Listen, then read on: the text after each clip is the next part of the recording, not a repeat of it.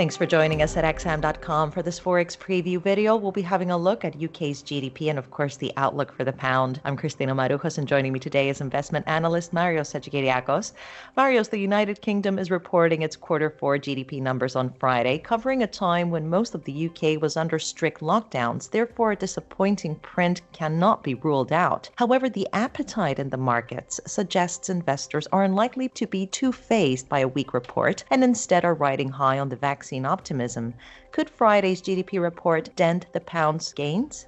Hello, Christina. I very much doubt that. I think that even if we get a disappointing number, like a surprising contraction in GDP, I believe that the markets are going to look through that. It's not going to matter much and it's unlikely to bring the pound down. Now, why is that? Everyone already knows that the fourth quarter was dismal, the economy was locked down, but investors are willing to overlook that. They are focusing instead on the better days that lie ahead. The UK is leading the developed world in vaccinations, and therefore the narrative in the markets is that it's going to be the first major nation to immunize its entire population, and that allows for a faster economic recovery.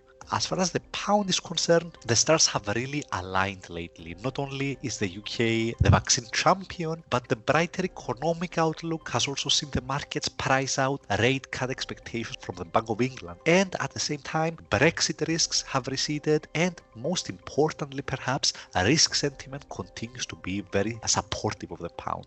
Ever since the pandemic hit, sterling has been very highly correlated to risk sentiment in the markets and the global mood in general. I think that has to do with the UK's twin deficits. So the UK runs a massive current account deficit and a large fiscal deficit, which essentially means that Britain is a net borrower nation and it relies on capital flows from abroad. So when the global mood is calm and everything is going well, the pound tends to perform very well, but when the markets are in panic, the currency is highly vulnerable. But in the broader outlook, Marios, considering that Brexit uncertainty has been lifted and the UK is doing a much better job at vaccinating its population compared to Europe and America, is it all smooth sailing for the pound from here? Well, I believe so, Christina, but I'm more confident in the pound being able to advance further against the euro. So euro sterling, I think, is a pair that could continue going lower. Now, why is that? It's a classic case of matching the strong with the weak, in a sense.